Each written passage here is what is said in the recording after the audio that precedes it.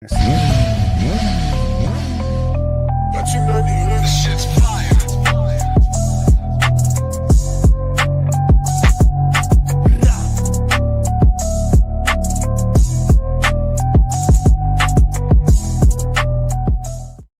What is up, everybody? Welcome to another live Pin the Gas podcast on this beautiful Tuesday evening. And ladies and gentlemen, it's an absolute honor to sit down with the legend himself, Adam Muscaro. But before we get into this episode, I know you laugh because you is a legend, bro. Come on, man. This episode is sponsored by Next Level Financial. Take total control of your financial future. Get your complimentary financial analysis today by Seth Starnes. He is a racer, a track day junkie, so he knows all the ins and outs. He helps riders save up their money to help fund your racing. Listen, it's a great thing to do. I highly recommend it. Just look up Seth Starnes, get in touch with me. I'll shoot you in the right direction. And Adam, man, I tell everybody this: don't spend your hard-earned money on an off-the-rack suit, because for 90% of us, it's not going to fit you correctly. And when it don't fit you correctly, man, it causes all kinds of issues, hinders your riding style, and you don't realize it until you actually get a real custom suit tailored specifically measured just for you, right? My recommendation, of course, is bisontrack.com. I am an ambassador, but more than that, what Robert and Tasha and Carter and Edith do for our community, does for our whole beautiful circus, is absolutely amazing. They are top notch. They're there at every Moto America round. Shit, they're there at a lot of track day rounds too, just to be honest with you. So if you ever have a mishap on the track, which it happens to all of us, right? Let's just face it. You can take your suit straight to them. They'll get you patched up, sewn up, colored in, whatever it is you need, get you back out there for your next session. And this is what I love about them. Even if you're not in a bison suit, guess what? They're going to love you and take care of you just as well. So you can take your suit, whatever it is, rev it. It don't matter what it is. You could take it to them. And to me, that's what separates them from everybody else, right? It's a beautiful thing. So bisontrack.com, people, you guys that are listening, you deserve it. Treat yourself. It's 2025. Give your other suit to your buddy that don't have one or whatever, and tell them the same thing, man. Get a custom suit. But Adam, bro, welcome to the podcast. Uh-oh. There we go. He's back. He's back now. All right. Good. So basically, Adam, what I just got done saying is, Adam, welcome to the podcast, bro. Thank you. Thank you for having me. Listen, the honor's all mine, man. I remember, so the first time, ladies and gentlemen, that me and Adam met was at Jersey this last year.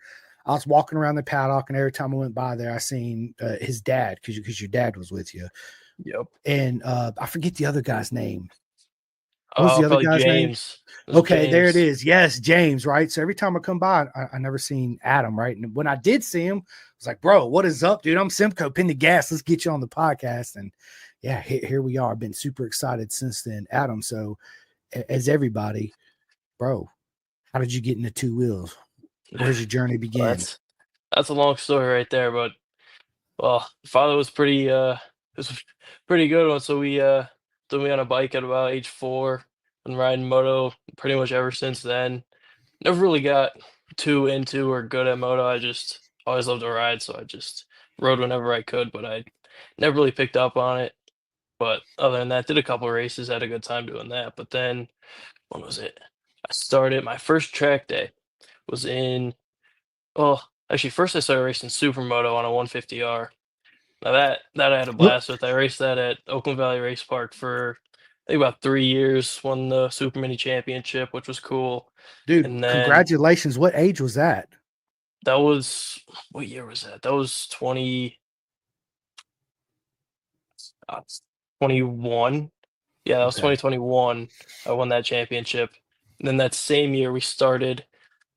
Well, actually, 2020, I started riding a Ninja 400, which is still what I am currently riding, but it's definitely not the same bike anymore. But back when I was riding in 2020, started out at New York Safety Track, got a whole bunch of coaching there, did some Penguin riding schools with Eric Wood, did that for about 2 years, and then started racing at Loudon with Northeast Motorcycle Road Racing. Got pretty good, moved up through the ranks pretty fast there. Won, I don't even know how many championships now, a couple, and it's been a great time. We got our own little family up there. It's always a blast. And what else? Yeah, I ended up winning the Supermoto Championship up there this year, which was a great time. It was fought battle like the entire year. So that was really cool. We got the banquet coming up in February, so get to actually get the plaque for it. But I love it, man. And listen, you say you're not a legend, bro. You just won how many championships? You won so many you forgot. You're like, I don't even know. I lost count I after. don't even know. Lost count. Yeah. So, dude, that's awesome, right? And so for the people that are listening, Supermoto, man, I love Supermoto. We had this conversation actually just before we went live. Tell everybody what bike you ride, and if people are interested, how do they actually get into Supermoto racing? Yeah, so I ride a FS 450. It's a Husqvarna factory supermoto. Technically, they make it straight from the factory.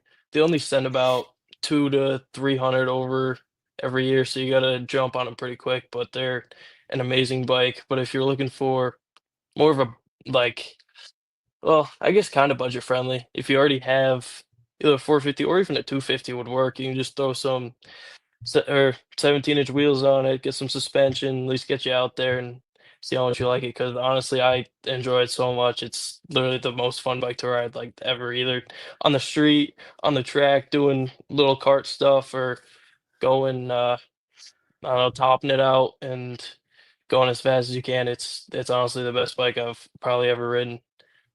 I love it, man. And it's a beautiful bike. I know exactly the bike you got, the FS 450. It's absolutely gorgeous. I didn't know that they only sent like 2 to 300 over here in the States Yeah, every yeah, year. no, it's not many. That's awesome. And how much is one of those new? Well, now when we bought our, we got it for like 12. So pretty much like a normal KTM would be.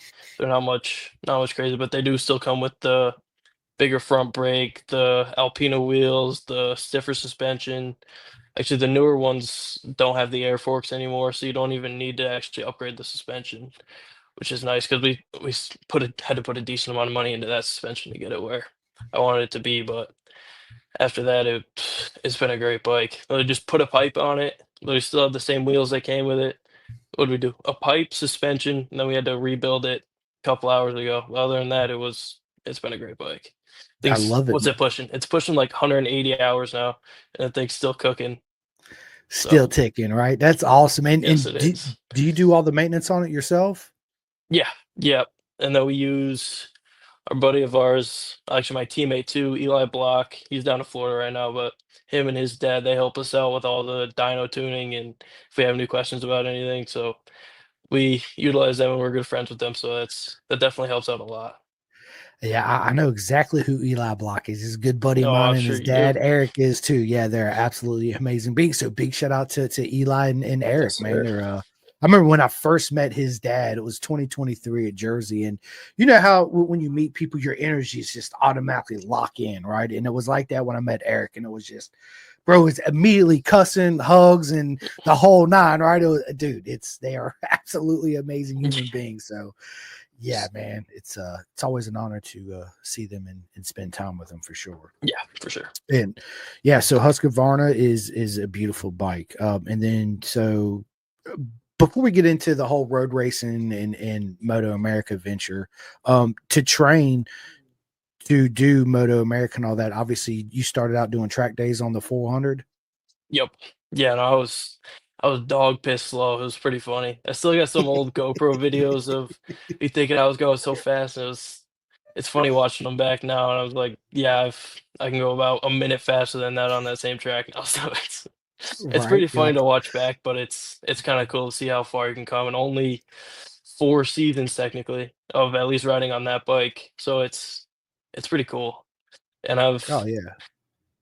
I've been hitting the gym, trying to get into it more recently just to stay in shape. I've been slacking on it for a while, but after feeling winded after every Moto America race, I figured it's time to step it up a little bit. So that's something I've been working on at least recently, but I know that's right, man. As part of the game we play, right? Is you got to put sure in it that is. work, man. And you feel like you slack off a little bit, dude. Listen, we're all guilty of doing that. Every single body's guilty of doing that at a time or two, right? And you think, yeah, I got this, dude. I'm 24, whatever. I'm in the best shape of my life, and you slack off, and you get out there, you're 6 laps into it. You're like, shit, I'm freaking winded, out of breath. My legs are burning. Yep. My freaking stomach feels like I'm getting ready to puke in my helmet because it hurts so bad. My shoulders, my arms. Yeah, dude, it's real. It's real because you can't replicate the sensations. Not so much the euphoria feeling you get on a bike, but the workout that Yeah. machine and the movements that it gives you, right? There's no workout you can physically do to replicate. That's why so many of legends as yourself, they take up cycling a lot. Yeah.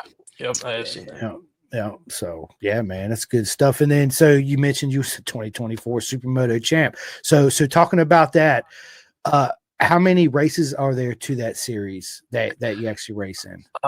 Last year there was 6. I don't think they've come out with a schedule yet this year, but it's either 6 or 7 usually. It's 6. Oh yeah, 6. We'll say 6 round series. It's in New Hampshire, so it's about 3 hours for me, but it's a great time. We got a whole community up there. We're all pretty much like family, so it's great. Even if I'm not riding, it's a great time. Oh, I guarantee it. I've never been to a real supermoto race and watched it. I'd love to come up there with you one time and watch you bring home another championship for sure, right? So let me ask you this: during the supermoto season, who was the one competitor that pushed you the most, and what did you learn from that? During the supermoto, it was definitely Ty Fazekas and Ben Galati. I'm sure you've heard of Ben Galati before.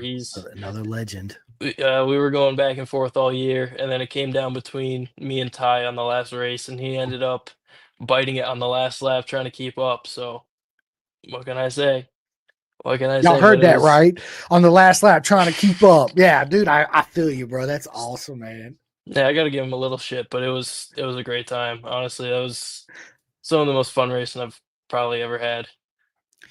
I have no doubt, right? But this is the beauty of our sport, right? Whether you're supermoto, uh, little 50 racing, whatever, we're still under the same beautiful circus, right? And the friends you meet along the way is just it's insane. It's not even friends, it's family. Like everybody's Yeah, instant family.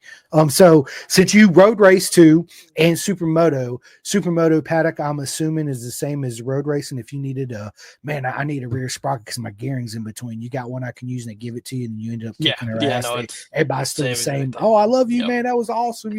Even though you kicked my ass. I need my sprocket back, by the way. Need my Thank you very sprocket. much. Right? Yeah, get my sprocket back. I love it, man. Oh my Yeah, god. no, like So same guys were out battling on the track during the day, and then at night we'll go to the casino or just hang out or whatever. It's yeah, can't go wrong. no, you cannot. So for those who are listening, because I never really supermoto race. I just rode supermotos on the street and got a whole shitload of tickets. Right. The cost of racing supermoto versus road racing is it a big difference? Well, it depends what bike you get. Like for if you're to ride a 400, it wouldn't be really that much different, honestly. For everything that you have to put into it, it's probably about the same as a supermoto. But for like anything bigger than that, it would definitely cost less to race a supermoto. But they're also not as fast as like say 600. But you can compete with them on a 400. They're about the same. Well, they got about 10 more horsepower the supermotos do, and some more torque. But other than that, they're pretty close. But if you're thinking it's gonna go as fast as 600, you're It's mistaken. not, no, but It's not.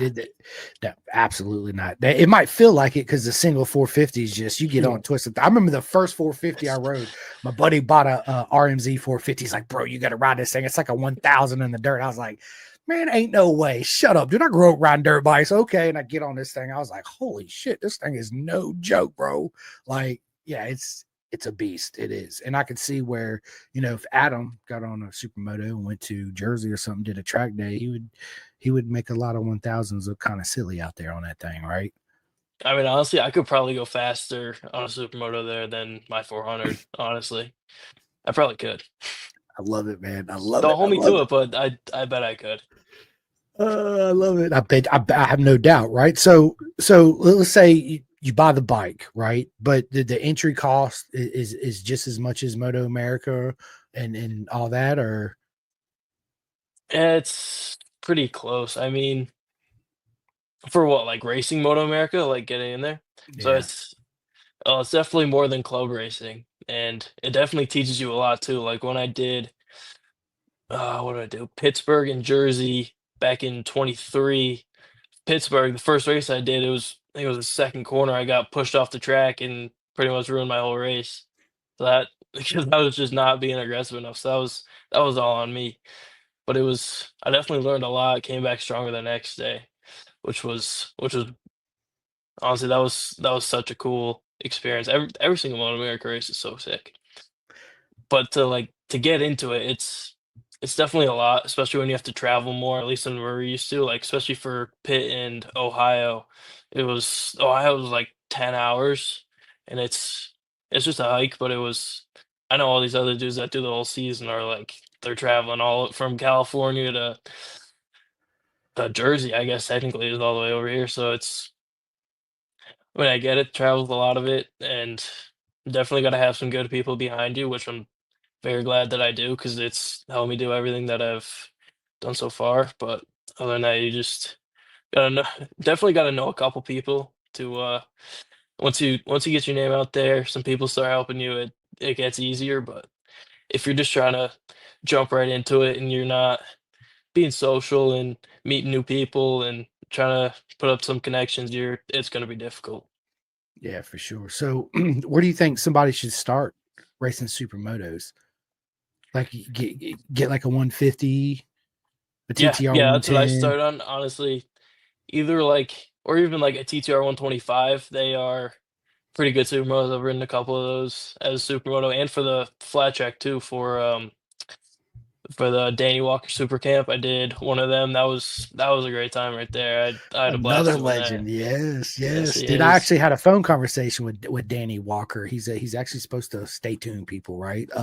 So let's talk about that super camp at Danny Walker. You know, when I talk to my friends that they're fans of the sport, but they don't understand it like we understand it, you know. I was like, you know, and everybody wants to have the biggest, baddest, fastest 250 horsepower motorcycle. And the first thing I want to do is, oh, I gotta buy this, you know, dude, the new Ducati exhaust is $9,000. I was like, there is no way I'm paying $9,000 for exhaust, bro. I can buy listen, I can buy a lot of shit for $9,000, right? But I tell my friends, Adam, dude, you're wasting your money. You don't need that. What you need to do is buy a small bike and get you some proper training, get you some coaching, go to a Yeah. camp, go to some schools, right? You're going to benefit so much more off of that than riding this $30,000 fast bike slow, right? Let's just be Yeah, honest. 100%. Yeah. Like, yeah, a 150R is definitely a good bike, especially for like a bigger dude that wants to get some speed up but not like totally kill yourself. It's good speed, especially if you just take it to like a little kart track around. That's where I started riding, and that was honestly what helped me so much because it took me like 2 seasons of riding that bike to then really fully understand the grasp of it, and then that season after I won the championship. So that's where it really all started clicking, and then once it really started clicking was when we decided to start getting on the big track and on a bigger bike. So that's what supermoto is what transitioned you into Yeah, road racing. Yeah. 100%. So whose idea was that? Was that yours or? Actually, it was a buddy of my dad's. Is Dave Gallagher. He's a buddy of my dad's. He's been racing at Loudon for a long time, and he got us into the group over at Oakland Valley Race Park. They had a great series going. They actually ended it a couple of years ago, but that was a great time there. That's where I pretty much learned almost everything I know. Well, not everything, but a decent amount of at least the fundamentals of riding really any bike on a road course. So he got us into it, and then he did some training until I got faster than him, and then I started moving up after that. But Then he's like, "Hey man, you need to train me now, right?" Yeah, I mean that's that's how it what it works, turned you know. into for my father too. Like when we started on the big tracks, he was riding the 450 on the big tracks, and I was on the 400, and you could just dust me when we first started. Now, probably a year later, I was right on him. So it was now I'm teaching him everything. So it's pretty funny, but. You're like, Dad, when we get out here, right? The loser's got to do all the laundry. Deuces. See ya. Yeah, bye. That's hilarious. So tell everybody who's actually on your team because when I was there, I seen your dad and man, I forget the other guy's name that was there with you at Jersey. Yeah. So it's usually my dad, a buddy of his, James, and then Tommy Kinnear. He's been behind me. He's a he's a good dude. Him, Tommy, Bjorn. Obviously my mom. She's always there supporting. And then who else? We also got the blocks too. They were doing their own race program, but they were still always checking in and we're going over some strategies and whatever during the races. So it's just everyone behind me, everyone in my little circle's been it was great. I love it, man. And is that the same circle for his supermoto side too as well? Pretty much, yeah. Well, that's like probably an eighth of it, but Okay. everyone's Yeah, no. yeah, So it's pretty much the same vibe for everyone that we race with. is it the same preparation from road racing to supermoto racing? Yeah, pretty much. It's nothing too crazy. I mean, you still got to put on the tire warmers and do everything, and still drive to the track and hang out. And I mean, it's really not that much different. Road racing is definitely more expensive. You can get a nice even just track day on like a supermoto track for probably 50, $60 when you go to a big track to get a track day, you're sitting at like 250, 300 at least. So Yeah. it's definitely cheaper to go to like a smaller kart track and just ride around on a supermoto. But I mean, once you get the fundamentals down, it's still a fun thing to go back and do. But once you get everything down, it's definitely worth checking out, going to an actual big track and seeing what it's all about. Oh, 100% right. And doing the supermoto thing and then transition into road racing, it was an easy transition for you because was it fairly easy? I'm assuming. Yeah, no, it wasn't terrible because we technically started riding the 400 while still doing while still racing like the 150 and supermoto. So it was pretty much just a seamless transition to get onto a big track. So still racing, but then also learning a whole different side of riding. Because it's different body position, the whole nine. Yeah, It's yeah, yeah, 100% yeah. different, but I mean, just like I was saying, all the fundamentals are pretty much still the same. Like, still gotta get your head over. Everything's pretty much the same. Smooth on the gas, trail braking, all the good stuff, All the fun stuff. all That's the what it fun is. stuff. All the fun stuff. Everything in between. So, when you, as I always say, prepare for battle. Do you have any certain routines you do? Not honestly, not really. I guess I got one superstition. I've always had this gold chain right here. I've had this thing for like haven't taken it off in about 2 years. So, and I don't plan on it. Who got it for you? My girlfriend did actually. Still, still to this day, 2 years later. Look at me go. Nice. Not congratulations, man. I met my wife on a blind date. Oh, there That's you how go. that's how we ended up getting together. And I still ask myself, why did I show up for that blind date? No, I'm just baby. I'm sorry. I love you. I'm absolutely joking. Everybody, we got to throw it out there. And if you can't make fun of each other, well, what's the point, right? I make Yeah, fun of what's the point? myself all the time. So yeah, dude, congratulations, man. It's like relationships. I talk about them all the time, like motorcycles. It's always a compromise, right? So when you're on a bike, there's no such thing as a perfect setup. You're always chasing something. Yeah, You find out what areas you really think you can improve in at the track, and those are the areas you make better, but it's going to do a negative effect on other areas too as well. And and that's what makes people a lot better rider too as well, right? Because you get used to riding around those problems and changing your body style or whatever it is to yeah, actually yeah, go exactly. go faster. So Especially like riding at Loudon, it is an insanely bumpy track. So like being able to ride there fast and like win championships and do all this has been well, that then helped going into Moto America because it was just so much smoother. All the tracks we rode, well, Jersey was still a little bumpy, but everything else was still like so much smoother. You can get so much more speed and it just gelled together better because that's what I've heard a lot of guys say that like if you can ride loud and you can ride anywhere. I know they say that about a lot of tracks, but I can definitely say that it has worked for me. So I love it. I love it. So what made you say, Dad, we're going Moto America racing. And with that, Adam, what did that entail actually signing up for Moto America? What was that process? Did you get online and register, or how did all that Yeah, go? yeah. So it's just you got online. Well, when I first did, I was still 17 and 23, so we had to do all the parental permissions and all that. That took a while. But then you got to get this AMA card that you have to renew every year, which is that was kind of a pain. But other than that, it wasn't anything crazy. When we got there, it was especially for the first round in pit, especially after driving that far, it was definitely stressful just trying to get everything around. But when we when we first decided to, I saw Eli. He raced a couple rounds in 21, and I was watching him on the TV, and I thought it was always He's sick. like, And I then we kick were his ass all the time. I can do this. no, no, I don't. He is definitely faster than me. He's gotten on the podium a couple times because he did the full Moto America season Yep. last year, and he got on the podium a couple times. So he's Yes, he did. definitely going faster than I am. But I guess that's what a coach is for. A coach is supposed to be going faster than you. So at That's least for right. Who now, knows? we'll see how it goes. I mean, we got another year coming, so I you never love it. know. I But love it. So showing up to your first Moto America event, was you more nervous about it because it's televised and all that good stuff, or you just approach it like, yeah, it is what it is? I mean, I tried to tell myself it is what it is, but in the back of your mind, you're still thinking about it, and it's. I mean, just showing up there for the first time was extremely nerve-wracking, but it was honestly, I had a great time. Definitely learned a lot that first race. It was rough, being in the grass. Well, I've been put in the grass a couple times during Moto America, but we don't.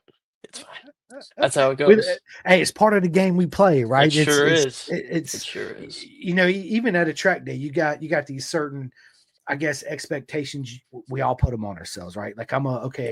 I'm gonna go out this session. I'm gonna work on body position or brakes or this and that. Next thing you know, somebody comes stuffs you up on the inside. You run wide and you're out in the grass and blah blah blah blah blah. Did you, for your first two rounds of Moto America, did you have any certain expectations that you actually put on yourself? Expectations. Yeah, Not really. I was a little too optimistic the first race I did. I was looking for a top 15. I ended up like 17th and 19th, I believe, in pit. So I wasn't really what I was looking for, but I didn't really know what I was walking into anyways. So that was kind of hard to look back at, but I learned way more. And then what did I get in Jersey? I got actually no Jersey. It was raining back in 23, so that was actually a pretty good round for me. I got 13th in both races, that's so the that was flood, yes, it was the flood, bro. and that was yeah. Yeah, And then some of these other guys that are either scared in the rain or whatever, like those guys you see at the top and just going around them. I'm like, okay, you do you, man. yeah. Yeah, I'm doing me. You that was guys pretty do fun. you, right? Yeah, and Yeah. you're right. So if you've never been to Jersey, people, when it rains behind the garages, behind the main garage, because there's two main garages, you got one in the front and one right here on the side, is an absolute water pit. And I remember I Oh showed yeah. up and Eli was like, bro, if it rains down here, it's gonna suck. I was like, what do you mean? He's like, dude, everything's gonna be flooded. It's absolutely a nightmare. And here comes the Awful. rain. And I was like, I didn't even bring enough clothes. People put it to you like that. I was absolutely soaked all 3 days. Like, yeah, man. And I feel bad for the corner marshal workers, right? Let's just be honest, because Oh they're yeah, out they're just there, standing out there all bro, day. freezing, soaking wet. You Yeah. go take off your clothes, you look like a freaking prune everywhere. It's, yeah, man. It's Yeah, you always it's gotta give them props. I definitely do respect what all of them do. Definitely gotta give them props. absolutely 110%, my man. So fast forward, obviously 2024. Well, that was last year. You did a couple rounds too in Moto America.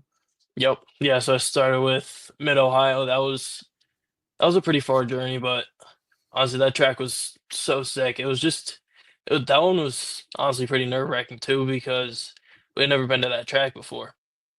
But luckily they had what was it, a track day on was it Thursday or Friday? I think no, it was Thursday. They had a separate track day on Thursday so that because none of the other guys had really been there either, so it was just for everyone to learn the track. So after Thursday, then it was fine. Then we just went on with the rest of the weekend, and everyone pretty much figured out the track. Yeah, because which is that's the nice. But first time we've been back there in what, 10 yeah, years? Yeah. Dude, how did I not see you? I was there at Mid Ohio. How did we not run into each other, bro? I was all over the place. I have no clue. We were parked like way in the back, all up in the very top lot, so we were Bro, I was there, just dude. hanging. Where Were you? Cole King and Bruce Mitchum and all them were. Bruce Mitchell and all them. Oh yeah. Okay. Yeah, Yondell Medea, all of them, dude. Freaking Lit Logan C, my buddy Chase Black, they were all up there in that. Yeah, Sonya Lloyd, everybody. Levy Batty, who else was up there? Isaac Woodworth, my man Yep. CJ Cohen. Dude? How do we miss each other? I don't know how we missed each other. I'm sure you probably I have had to no see me clue. walking around in a bright pink shirt on, right? Oop and I'm sure holler. at some point. Yeah, But yeah, probably. that race weekend definitely taught me a lot too, because it was mostly mixed conditions that we were trying to race in.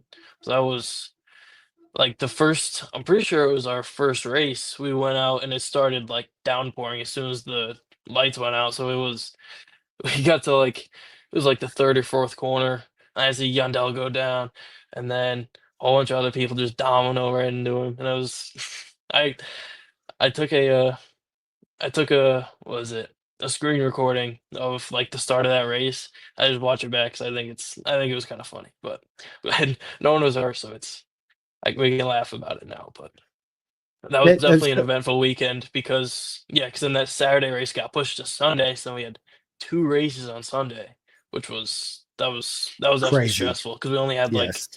like 2 hours in between the races, and it still wasn't perfect weather either. Mm-mm. It was. And did you race on the same set of tires on Sunday? Yes, I think so because we were still. And those tire stickers are really a pain in the ass. Like so you get 8 for how many times we're on the track? We're on the track 6 times throughout a whole weekend. And we only get 8 stickers. That's I don't know. I think we should get a couple more, but that's just my opinion. Right. And so At is it the least same just way? 2 more. Right. Just two more people, Just right? 2 more. It's fine. Is it the same Supermoto? You get allocated tire stickers too for your slicks and all that? Honestly, not really. Mostly in like the club racing and supermoto, it's more laid back. They don't. You can go out with a new set of tires any race you wanted to. It's not a big deal there because it's like obviously not on TV or on a national level, so it's just pretty much just more for fun than being like professional racing, pretty much. But it's still very competitive. Trust me, Oh, 100%. it does Yeah, not lose its 100%. competitiveness. No, it does not. It's so, dude, I love to watch people race Supermoto. I'm like, bro, it looks like I can't do that. I wish I could, but dude, it looks so good, man. It really does. So let me ask you this then: is the tires just as expensive as the Moto America tires? Yeah, yeah, it is. Yeah, It's not a good bill you not want to see at cheap. the end of the weekend. Not at Mm-mm. all. You're like, I don't know how I'm gonna pay for this, Dad. I wash your car and your clothes for 3 months, right? Yeah. I got you, Dad. Oh my God, that's awesome. So, did you are you on Dunlops too, on Supermoto or Pirellis or? They're coming out with a Dunlop slick for the Supermoto, but not at the moment. Right now we're on Metzler's, which is a spinoff of Pirelli, because they Yeah, don't Dunlop doesn't make a tire for a Supermoto, at least right now. They're supposed to be coming out with the new one that's like meant for the bike. So we'll see how that works. I'll definitely try it out. absolutely. So, what did you think about the Dunlop tires in Moto America? Was that your first time racing on them? No, I'd raced on them. I did like 2 club racing rounds on them before just to try to get used to them because I'm definitely a big Pirelli guy. I think they definitely hook better, but honestly for smoother tracks, like how Pitt and Ohio were, they were great. I wasn't missing anything. But like for Jersey, it's a little more bumpy, not as much grip, at least in 23 when it was still the old pavement. That was it was rough. I definitely did not like them that weekend. But I don't know, I'm definitely more of a Pirelli guy, but the Dunlops are not bad. They're just a harder carcass, I think is what they call it, so it's doesn't smush as much, and then when you whack on the gas, it doesn't like sink into the pavement. It just kind of slips out more. Yeah. But I mean, once you get used to it, it's not a big deal. But especially like the first couple times riding it, something new to learn for sure. Oh, 100%. You know, I'm a Pirelli. I love Pirellis. I did all my track days. It was Pirelli. I got Adam. Remember Adam? We met him at Jersey. Oh What up, dude? He said, "What up, dude?" What up, dude? He always comes in here and says hi to everybody. He went out with my mom. He's been out of school because we got all that snow. He's actually off tomorrow too. Lucky.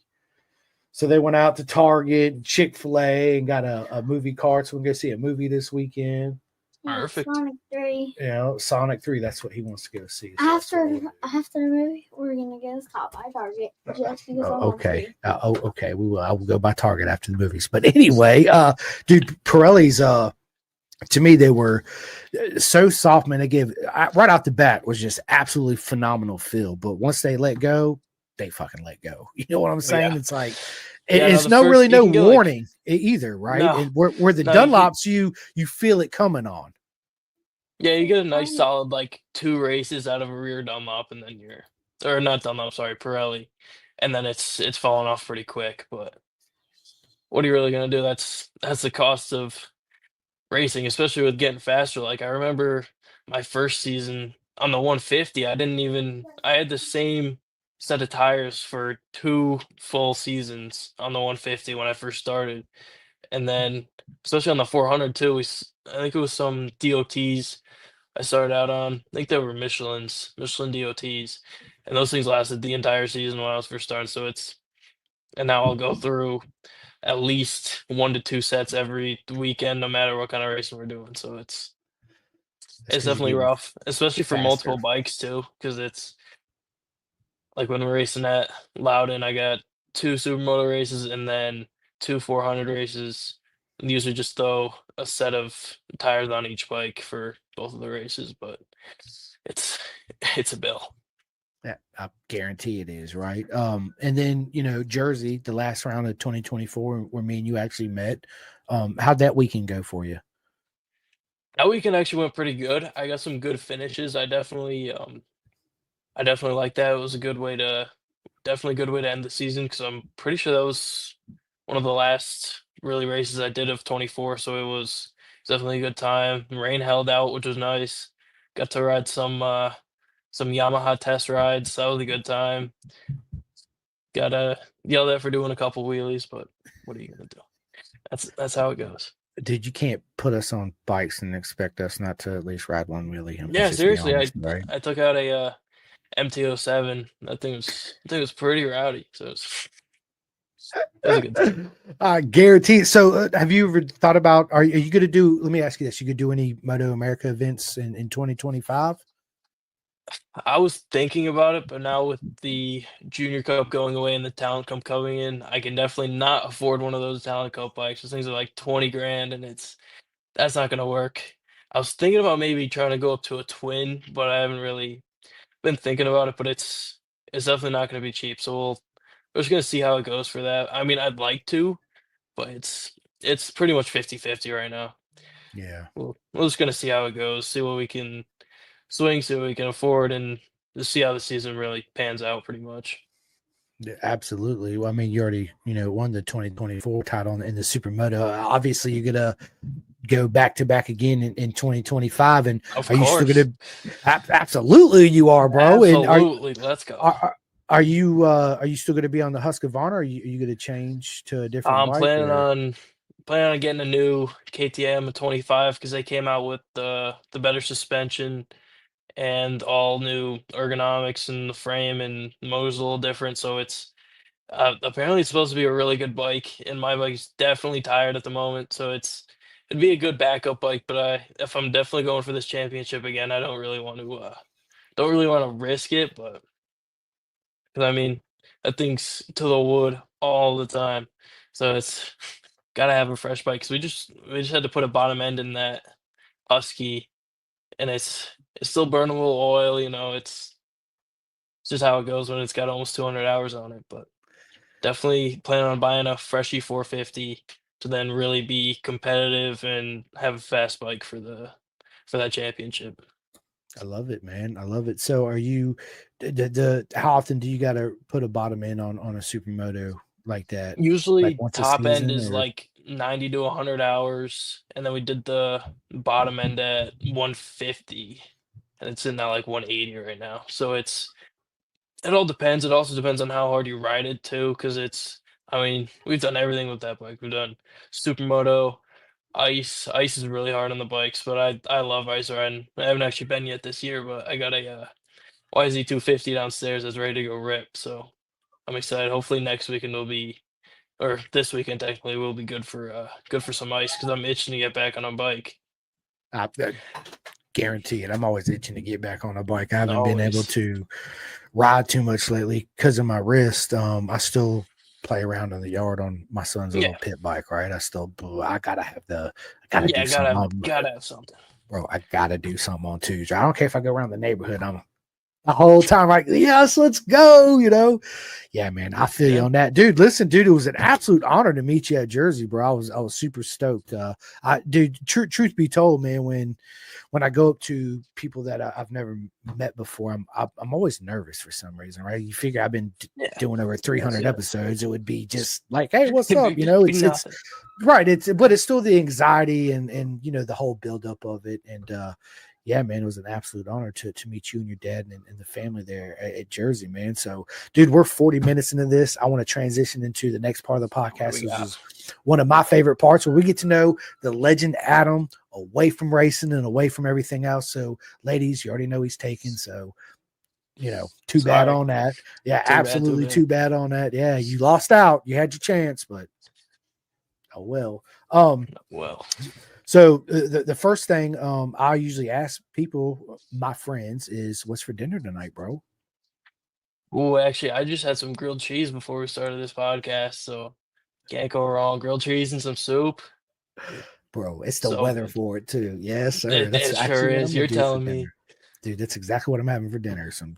I got some wonton soup. I'm gonna make me a grilled cheese, and I don't buy the bag grilled cheese. No, I mean the bag grilled cheese, the bag cheese, right? Because all the plastic stuff they put on, so I buy the blocks and I shave it and all that. So yeah, man, it's all perfect, bro. And then I get the down here at Food Line. We have Food Line here, and in the homemade deli in the deli section, they make homemade like Asiago cheese bread and pumpernickel and stuff like that, and they sell it by the half loaf. So I go out and buy me a half loaf of it, and bro, perfect, and amazing. It really is. It's so good. Oh my god. So everybody, well, most everybody actually works for a living too. Do you have a day job too as well? Yeah, yes, I do. I went to school. I went to a technical high school for electrical, and now I work at a local alarm company in my town. We do fire alarms, security systems, access control, and all that good stuff. So it's definitely pretty cool. I'm definitely enjoying it so far. Good. That's awesome. Yeah, gotta have money coming in somehow to afford all these bikes. I gotta buy tires. Yeah, I gotta buy tires, Dad. Yeah, dude, I gotta get the tires. I need oil and filter and spark plugs and air filters and bro, yeah, the list goes on and on. It sure does. Do you have any pets? Yeah, I got a dog. He's running around somewhere, and a cat. I love it. Oh yeah, I love Cat's it. dick though, dude. Bro, I got 2 cats and 2 dogs. So before I get in my dogs, one cat, her name is Cookie, and she's a black, white version of Garfield. She don't want to be touched. She don't want to be held. All she wants to do is fucking eat, bro. That's it, dude. Just eat and treats, same bro. Thing. Then I got another cat. His name is Monster, and he's fucking huge, bro. Right? And he deserves the name Monster, bro. He's a dick though, man. Oh. Like he loves to be held. Like he's a real cuddly cat. And he likes to be picked up and all that. But what I mean by that, like you'll make a drink and you'll stick it on. I tell the story. I was making a mixed drink one night. I don't drink a whole lot, but I drink Moscow Mule, the vodka and then the soda with the fresh lime. Yeah, there you go. And I just got done making it. He jumps on there and literally looks at me and right on the floor. And I was like, oh, dick, dude. Right. So I clean it up, make me another drink. He jumps right back up there, looks at me again and meows. And then right back on the floor. And I was like, bro, I'm going to murder you right now, right? Like I'm going to choke this cat. So that's what I mean by that. He's a dick in those type of ways. To whereas I don't use normal cat litter, people. I don't buy any cat litter at the pet stores. I go to Tractor Supply and I buy horse pellets. They're compact paper, right? And dude, it's way better than cat litter. You get 40 pounds for like $8 or $9, right? Anyway, when he wants his cat litter changed, because he's very particular cat. I've never had a cat that's just so the way he is with his litter box. He would literally come up to you and look at you and shit right in front of you on the floor to let you know his cat litter box needs to be changed. And I'm like, bro, dude, if I could Star Wars fork chose this dude, I would just be like, yeah, bro. You understand. You're like, yeah, man, I got it. The struggle is real, people, right? Sure Absolutely. is. So my other dog, her name is Charlie. She's always in here with me. She's Nice. 13 years old. Pit bull. She's got a hard time getting around right now, but that always comes with age. She's absolutely an amazing dog. And then we just got a new one. I got my son for Christmas. We had to put our dog Cruz down. He was only 6, like 9 months ago. And you go through a time period where you want another animal, but you wait, and when the time's right, right? So anyway, my wife, fast forward it, my wife sends me this picture of this puppy I always adopt him from Angels of the CCs, right? No, any dog we've ever had is always adopt them. I just feel like it's the right thing to do, 110%, bro. I'd say people that spend thousands of dollars on dogs, I was like, how many are at the kennel that are free? Yeah, you still got to pay $200 for Angel of the CCs, but bro, like, let's keep it real. Yeah. Anyway, so she sent me this picture, and I was like, I gotta have her. And my wife's like, okay, we'll go get her. And she had no idea I wasn't bullshitting at him. So I literally got on Angel of the CCs right there at work, filled out the application, called them, and was like, hey, what time do you guys close? I get off at 4:30. They're like, oh, we'll be closed by the time you get here. We open up at noon. I'm off on Fridays. I had lunch with my son. I went straight down there, brought her home, right? So yeah, perfect. Her name is Princess Fiona, and she's freaking awesome. But anyway, so I used to name my motorcycles. I really don't name them no more. But is that something you do? Do you ever name your bikes? Not really, honestly, and it's getting pretty complicated because we got 4 Ninja 400s sitting in the garage right now, so it's getting a little complicated trying to figure out which one's which. But no, honestly, I never really got into that. It was something I thought about, but I could never come up with anything that would stick or like just sounded right, so I just kind of gave up. But yeah, I did definitely think about it though. Yeah, I think everybody does, and if you don't, you're lying to yourself, right? Don't lie to yourself. Are you a coffee drinker, bro? Not too big on the coffee. I'll definitely drink a Monster every day though if you give it to me. I know they're not good for you, but it's bro, so bad. Dude, Adam, they're so bad for you. You got to do something else, bro. Yes, dude. I had a buddy of mine. The first year at Indy MotoGP or the second? He literally drank so many Red Bull. Like literally every time I turn around, I'm like, bro, this is like your 39th Red Bull. No bullshit, right? He ended up having heart palpitations. He had to go to the hospital, dude, because of that. And I was like, dude, So if you drink something that's going to give you heart palpitations, why do you want to drink it? Anyway, Anyway, so dude, tell us something we don't know about you, Adam. Let's see. Oh, actually, one thing. I this past year I've gotten into racing pit bikes. Funny enough, because I have a TTR 125 downstairs, just dirt setup. I threw some stiff suspension and exhaust on it, and I've been taking that thing to they have a local series. Well, it's kind of local. It's in Connecticut. Oh, what the hell's the name of it? The name will come to me. But it's honestly a great time. Honestly, that's whenever I'm not racing, like road racing, I'd want to be there. Because honestly, it's a great time. I love pit bikes. Even if I'm not racing, I'll just go ride them around and have a great time pretty much because you can't go wrong on a pit bike. You never can. Man, I love riding and racing the little bikes, like the little 50s and the 110s or the Honda, the Groms and the Z125. Oh yeah, bro, they are the most fun ever in the world. I mean, it's cheap. They're not expensive. And dude, honestly, I don't get me wrong. I loved racing and doing a bunch of track days, right? And it's absolutely the best fun, but it is so much fun riding the little bikes, bro. It's freaking amazing. And it teaches you so much. You don't realize you're really like, dude, this little 50 ain't gonna learn shit about that. Dude, you get on there and it teaches you so much. You're like, holy shit, because you feel everything. Yes, you do. Yeah, that's Everything. also what comes with it though is you can definitely get because you don't really think about the risks on a smaller bike, like especially if you're trying to go fast on a slow bike or like a smaller pit bike, you're something goes wrong. It's usually not gonna end out too well. So you gotta kind of pace yourself. I definitely learned that a couple times, but it's still you just get back right back up and keep going. At least for And now, I'm still young, so I can still just bounce a little bit and hop back right back up on the bike. But yeah, I don't bounce like I used to, and I don't roll quite as good neither. You know, you hit the ground, you just skid across it, you know, like a skimboard on the beach. I hit the ground, it's more like a and that's it, dude. I'm like, oh shit, dude, this sucks, right? Yeah. Yeah, yeah, but that comes with age. Yeah, yeah. Anyway, we're not gonna give away our age right here. So what's your worst habit, homie? worst habit. Honestly, probably the energy drinks. Honestly, It's a bad it's habit, got to be. bro. I know it's bad. Bro. I gotta figure something else out. Coffee isn't bad. I just never have time to make it in the morning, and then if I just like the boss man, he's been stocking the fridge with Monster, and it's just right there. I've just been grabbing one. I just They gotta call my name when I show up. give myself a little more time in the morning, make some coffee, wake Love it. up. Yeah, that's pretty much what I gotta what I gotta work on because it's definitely not a great habit. No, it's not, but you'll get there, right?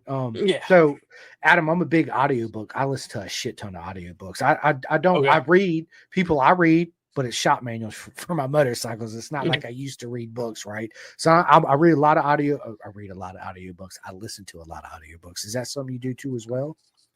Yeah, every once in a while. Mostly podcasts. I'll listen to a couple podcasts every once in a while.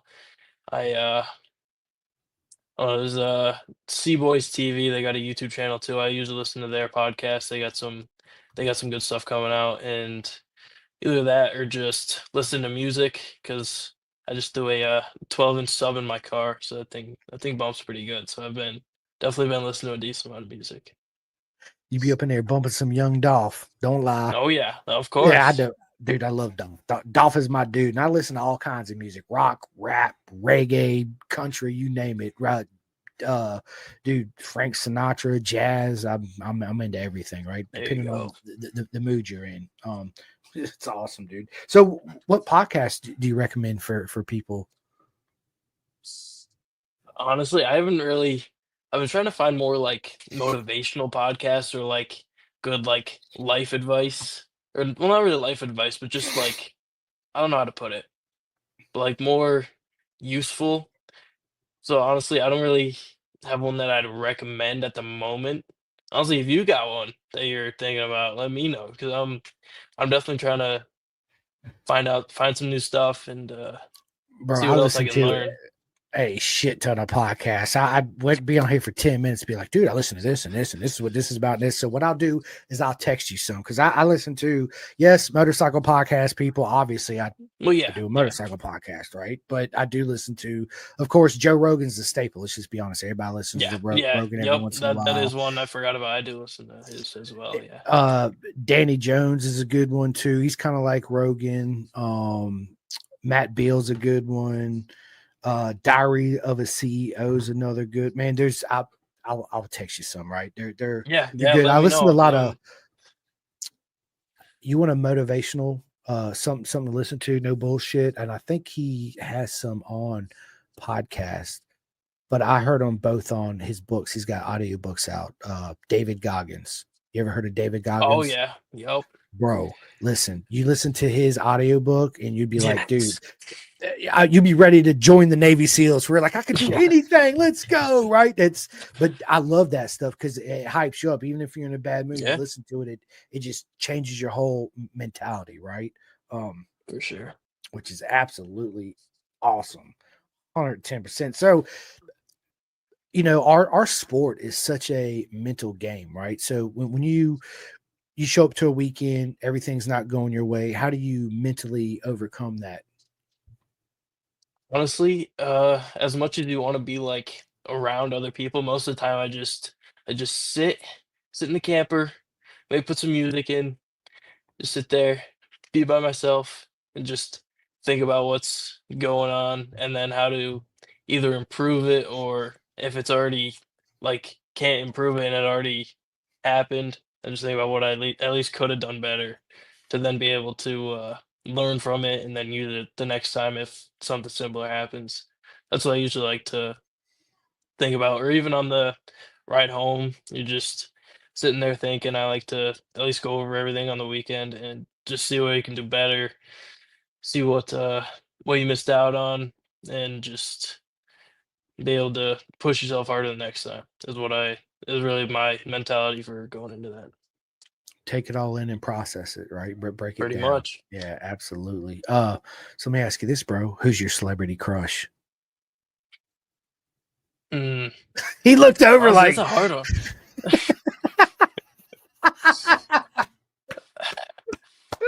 Let's see. He's like, she's not in here. Honestly, She okay? honestly, I'm trying to think. Hmm. Honestly, that's a hard one. He's like, there's so many. There's so many. There's so many. Where do I start? Oh my god. Where do I start? Oh man, actually, I think I might skip that question. Honestly, All right, I'm gonna skip that one. We'll save that one for part 2, ladies and gentlemen. Yes, That'll be there we part go. 2. Yeah, I'll have my answer ready for part 2. all right, Honestly, all right. yeah, we'll be ready for part 2. Don't Well, worry. yeah. So, ladies and gentlemen, we will sitting down with Adam 2 times this year. We'll do a mid-season recap, and we'll get him on at the end of the year again, so he can tell us another championship he done wrapped up in 2026 future plans. But before we wrap this up, I do have a couple more questions, and we'll get into the whole shout outs and all that good stuff. Yeah, good. If you had your own private track day, but you can invite anybody in the world, dead or alive. I mean, it could be Doug Chandler, Valentino Rossi, Giacomo Agostini, whoever it is. What's the 3 people you invite to your private track day? Oh, I'd definitely say Valentino Rossi. I've been a big fan of him since forever. It's always been Rossi. And then who's it? What else do we got? Definitely Rossi. And let's see. Honestly, probably Josh Heron, because I think he's a pretty funny guy. I think he honestly he's definitely a fast dude. I feel like I could definitely learn a lot from him. What else? And Brandon Posh. I'd probably invite Brandon Posh. Get a little one-on-one coaching. Oh yeah. Absolutely. B Posh is my dude. I actually got I don't know if you can see it. No, because my suit's up there. I actually got a beanie hat that I was rocking today, my B Posh, and I got, I love pink. So he had a pink shirt. I was like, bro, I gotta get that from you. 100%. I need that. So yeah, he's an absolute legend. All of them are. I named my son Hayden Rossi after Nikki Hayden and Valentino Rossi. So I'm a huge dude. I was such a Nikki. I'll add Nikki Hayden to that one too. Oh, 100%, that's a legend right there, bro. Absolutely. And of course, my man Marco Simicelli. I was a huge Simicelli fan too. Yeah, it's I found myself though once Rossi retired, bro. I was not so emotionally attached to another rider, right? To honestly, put it into perspective. Yeah, I'm just a fan, and now that I look at MotoGP, I look at them differently than I used to. I would fist fight you. You talk shit about my boy Rossi, bro. I'd be like, "What'd you just say?" Me and you going down, baby, right? Like, yeah, that's how serious it was. But now my favorite racers, and I get asked this question not on the podcast, but people always message me, is that really your favorite? Yeah, dude, all my friends that race, you, Adam, dude, Leve Batty, everybody that races, all my friends, you guys are my absolute favorites. So meaning that I know you personally, and I want to see you achieve all your goals, and I'd rather buy an Adam hat or an Adam t-shirt and support you because I know what it takes and how important it is for you to have your funding to be able to do this, right? Versus a Pedro Acosta, which is, he might be another goat in the future, but I would rather support you than support them, right? Which, because I got an emotional attachment and I know you personally and all that good stuff. So yeah, all you guys are and girls are especially for Moto America. I've been staying pretty steady on watching all the Moto America. Kind of been slacking on MotoGP, honestly, because it's kind of hard to just sit there and watch it when you don't really got your guy out there. But It's still so sick to watch though. I mean, with all the bike changes that they're coming out with, and everyone's going way faster, it's pretty cool. It is definitely cool So how it's all evolving. my question to you is, did you wanted to see Jorge Martin take the title or Pecco? Honestly, probably Martin. I think Pecco's being kind of a dick recently, from what I've seen. So He has that certain energy even through the TV, right? He's a yeah, very humble guy. Yeah, Yeah, dude, I wanted I'm an underdog. I'm like, dude, Martin's got to win this, But for me, it was several I think reasons. Martin's got it. And part of that is because Ducati didn't believe in him when he was clearly one of the best riders out there. So now that he won, Yeah. and the first person since Valentino Rossi since 2001 to win on a non-factory bike, right, in non-factory colors, and then he takes the number one plate to the opposing Italian manufacturer, right? So that's another big to you guys, you know what I'm saying? And a lot of people are like, oh, he's going to struggle next year, and I really don't think that's really going to be the case. I think he's got it. I think that what he's bringing to Aprilia, it's a whole extra motivation for Aprilia because now they got a world champion on their bike. They haven't had that in a long time. So no, they haven't. They've been missing out for a while. Shit, Aprilia ain't been champion in MotoGP. It wasn't even MotoGP then. It was 500 Grand Prix. I'm pretty sure since Max Biaggi, if I'm not mistaken. Wow. Yeah, that was. I'm pretty sure. Yeah, it was. Yeah, that was giving away my age again, but yes, that was a long time ago. I love it, dude. So listen, we're an hour and 1 minute into this. My last question for you, and then we'll get on the shout outs. I do got plenty more, but I'm gonna save those for part two. Right now, Adam, if you had your own Moto America team, okay, let's say I usually ask Superbike, but I'm gonna change it up. Super Sport. You had your own Super Sport team. What manufacturer of bike would you have, and who's the two current riders in Moto America paddock that you would put on your two bikes? And it could be anybody in the paddock from Junior Cup, Talent Cup to Superbike. Honestly, if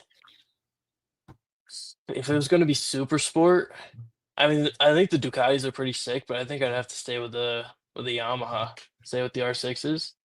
Well, at least the R9 now, actually. And I'm excited to see how that bike turns out. Me too. I'm definitely excited for that.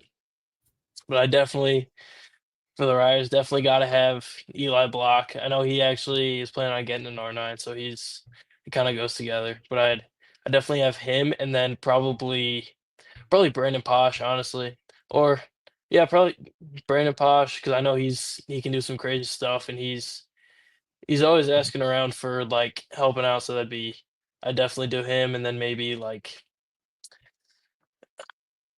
Josh Hayes too, if I could get Another three. legend. Another legend. Yeah. Another legend. Normally I ask the Superbike class because I feel like most people it's easy for them when I say Superbike, right? Because you immediately go. Well, yeah, because then they just list off like I can list off a bunch of them guys right off the jump. So let's just say that Superbike. What manufacturer is Superbike, and who's the two riders you'd put on for Superbike? And I'll tell you mine. All right, I'm thinking. Honestly, I'd probably stay with Yamaha on that one too. I think they got a good platform going for them. And then for riders, I'd probably have to go Gagne, of course, and maybe Heron, get him back on a super sport or a super bike. I'd bring a factory Kawasaki bike back in, right? There you go. Yeah, yep. I would bring them factory in. Cowie in a while, dude. Yes, factory Kawasaki would be my choice to come back in, even though I got Ducati. I'm a huge Ducati nut, right? Yeah. But I would bring. They're already there, so I'm not bringing another one. I would bring Kawasaki, and my two current riders would be SDK and B Posh. Definitely SDK. Yeah. That's who I throw on my Superbike program. Of course, I'm friends with all my friends, so don't take offense to anybody out there racing Eli or none of you guys, because if I could have funded, I would get every single one of you guys out there on whatever bike you want. What class you want to race in? Boom, done. What class you want to race in, Adam? Boom, done. I got you. What bike you want? Boom, let's go. Right. So, but yeah, man. Yeah. Well, listen, Adam, dude, this has been absolutely a proper mega time. Thank you so much. It's been an absolute honor to sit down and have this chat. Definitely looking for part two. I'm actually going to let you in the podcast. But I'm gonna give all my shout outs first. First thing I just want to say is, man, thanks to everybody that watches and listens to this podcast. Because without you, I'm serious, I would not be able to do this. Thank you guys and girls so much for all the love and support, man. It's an absolute honor. I get lost for words when I talk about it because I'm so honored. I really don't know what to say. But thank you guys and girls. It means everything to me. Shout out to, man, my buddy Seth, dude, at Next Level Financial. Thank you so much. BisonTrack.com for all your leather needs. What are you guys doing, right? Treat yourself. My man, Jeff Servin at Chef Eats, bro. Do you not get any Chef Eats? Do you, Adam? Do. Not personally. Bro, You might have to hook me up, though. Dude, I got you. Listen, after this, just stay with me for a minute, dude. I'm gonna sort it all out for you, dude. So Jeff has the most amazing food. You know, when we show up to the track, we bring a charcoal or grill or gas and all that, right? Dude, bring a microwave. That's all you need. Throw it in there for 3 minutes and 30 seconds. The steak is juicy. The chicken is tender, man. It's so delicious. Just walk around the paddock. You'll smell people eating Chef Eats all the way around. I promise you. Big shout out to Flying Eyes Optics for all your sunglass needs. Big shout out to SFL Mini GP, Jersey and South Florida. Big shout out to RD Racing and my man Jake Marsh out there in BSB for all my vet friends. My buddy Jim Whitman has a program called Vet 2 Track. It's absolutely an amazing program. His whole motto is curing PTSD one lap at a time. So if anybody's have any questions, look him up or get in touch with me. I'll put you in direct contact. And I say this to everybody, Adam, dude, do yourself a favor. Have multiple undersuits. Do not show up to the track with one undersuit. It's like when we go on vacation, we take more underwear and socks than what we need because we're men. Dude, more than one. Actually, take at least 4. If you're going for 2 days, take 4. Trust me. Yes, 110%. So, yes, I got my Bison undersuit. I absolutely in love with my one-piece Bison suit. Yeah, I'm going to need to go grab a couple more of them. I got like 3, but they're starting to get pretty worn out now, so I definitely might have to get a new arsenal. So, there you go. Dude, so have you tried the new Bison one with the man zipper so you got to take everything off no more? I've seen it. I haven't tried it yet, but I have seen it. And it's a game changer. It's definitely pretty appealing, yeah. It's a game changer. I'm telling you, people. So that, and then, of course, my man Tate from 64 Degree Racing sent me a custom 2-piece undersuit, which I'm in love with that suit. It's absolutely freaking amazing. So you got to have a variety, right? 1-piece, 2-piece, whatever it is. So big shout out to Tate at 64 Degree Racing. Anybody interested in multiple undersuits, definitely get you a Bison and definitely get you a 64 Degree Racing. Trust me, you will thank us later. Anybody looking for any body work, Ghetto Customs, my man Chris Parrish makes absolutely the best, hands down, body work out there on the market. Big shout out to my man Martin at the Clothing Kings. You guys can go to clothingking.co.uk and get all your Pin to Gas merch out there in the UK, which, dude, it still blows my mind that some of my friends out there in the UK run my Pin to Gas logo on their bikes and stuff, dude. It's mind blowing, right? It's an absolute honor, baby. Let's go. Big shout out to Brian Van and Max Van at Sports STG, bro. Like, you need to order anything, go to STG. They're absolutely amazing. Road Racing World. Big shout out to Road Racing World, and they're fun. I need everybody on here that listens to this, go to the website, go to the Road Racing World Fund, sign up and donate to the air fence. It's absolutely imperative that we have that. Otherwise, we wouldn't go racing. Same thing with corner marshals. We need those too as well. And the ambulance. Without those 3 main things, nobody's going racing on any track. I don't care if you're in a car or go-kart, whatever. That's imperative for those 3. Big shout out to anybody in Pennsylvania looking to buy anything on 2 wheels or 4 wheels. Look no further than Carnes Performance. I drove all the way from Virginia to Carnes Performance to buy my son his new bike for Christmas because I'm a firm believer in supporting your friends in our beautiful industry. So if you have a friend in the industry and they have a dealership, buy it. But if you're in Pennsylvania, you got to go to Carnes Performance. Big shout out to KYT, my band in Cray2, right? If you're not wearing a KYT helmet, you need one, people. Trust me. Get your KYT. Yes. What are you doing? Big shout out to my dude, peeps at K-Tech Suspension. If you're not on K-Tech Suspension, again, what are you doing, people? So big shout out to Dakari, my man Birch and Kendall out there at K-Tech. Big shout out to RTR and Ready to Race out there in North Carolina. Coleman Power Sports here in Virginia. If you guys are in Virginia, go to Coleman Power Sports, North Carolina, RTR. Big shout out to Drippin' Wet Customs, right? Also, my man Gus Rodeo has his own graphics and custom designs too. So give him a shout out. So big shout out to him too. Superbike Supply, my boy, dude. Anybody in the market for anything? Again, Superbike Supply, go hit them up. And my man Eric Wood at Woodcraft, dude. I got a whole list of all my friends, that I know in the industry, and I love to show all the love to all my friends, not just one single one, right? Because there's so many options, and all the options that I give all you guys, you're not going to go wrong with either one of them. We actually got the legend himself in the house right this second. Eli Colby says, "Oh my God, I love you, Adam." Dude, Eli, where's my love, baby? Yeah, where's my love at, baby? Come on, man. Share the love around you a little bit. Yeah, you got to show me some love too, baby. Nah, I know you love me. I already know, Eli. Trust me, and I love you too. So yeah, that's enough of me running my mouth. Adam, tell everybody where they can find you, where they can support you. If you have any t-shirts or hat for sale or anything like that. Not yet. Hopefully, I'm working on it. I'm working on getting some of my own merch going. But yeah. So my Instagram is just my name. You can look at it. It's Adam_Muscaro 157. And then my Facebook's just my name. You can go hit me up on there. Show some support, because I mean it's a lot of fun. I like showing the whole journey of doing everything, and definitely looking for some more sponsors too. So I mean, if anyone's out there looking for someone to sponsor, then I'm your guy. Because honestly, I can use all the help I can get.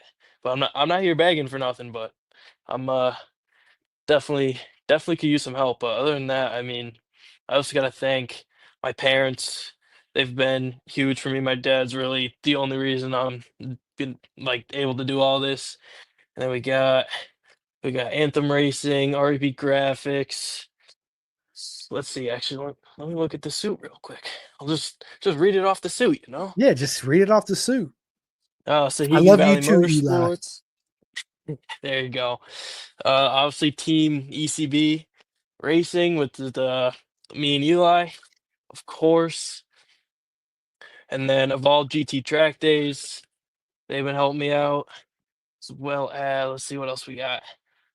Innovative Motorsports, Spears Racing, and Superbike Supply. My dude, Superbike Supply. He's absolutely. You guys stay tuned. Stay tuned. He's absolutely amazing. Yeah, yeah, man. It's an absolute honor, man. But yeah, so I'm laughing at Eli as you was talking. Eli says you can find Adam in my basement hiding from our dads working in the garage. Yep. Guarantee it. More than once. They're like, well, where's Adam at? Eli's like, I don't know. You're lying, Eli. You know exactly where he's at. He's in the basement. Go get him. Yeah, I love it, man. I love it. Well, listen, ladies and gentlemen, this has been a proper mega time. Again, Adam, thank you so much for coming on the podcast. It was an absolute honor. You guys stay tuned for part 2. Adam, is there anything you want to say before I end the podcast? Not too much. Just definitely thank you for having me on. It was honestly a great time. I honestly wish we could go a little longer, but that's how it goes. We got a part 2 for all that. So honestly, I can't wait. We sure do. Yeah, I can't wait for the next one and what this race season has to offer this year. I'm extremely excited, and honestly, I can't wait for another. What do we got? Like 4 months, 4 or 5 months. Like 4 months. I want it to be like a week. I can go around in a week. Let's go. Yeah. You're like me. I'm in my room. Well, you see everybody on TV and they'll do a mark with the line through it on 5 days. I'm like that too. I'm like, okay, I got another day before I get to ride again. Another day before I get to ride again. Yes, dude. Eli says, oh, don't worry. I'm in there hiding too. I guarantee it, right? We all still do. I do it too still, right? And my dad comes in. I'm like, I'm going downstairs. I'll see you guys. No, I'm just joking. But anyway, yes, ladies and gentlemen, absolute honor. And we will catch you guys soon. Just stay on with me just for 1 second, Adam. Yeah, I got you. Let me in there. Calling all two-wheel enthusiasts, get ready to rev up your earbuds with Pin the Gas Podcast, the ultimate motorcycle racing podcast, hosted by Chris Simcoe, one of our very own excellent leaders here in Roanoke, Virginia. With expert analysis, behind-the-scenes stories, and exclusive writer interviews, Pin the Gas Podcast delivers the adrenaline rush of the racetrack straight to your ears. Whether you're a diehard fan or a curious newcomer, you'll gain insights that will transform how you watch and understand motorcycle racing. On your favorite podcast app, join Simcoe as he takes you on a high-speed journey through the world of motorcycle racing. Pin the Gas Podcast.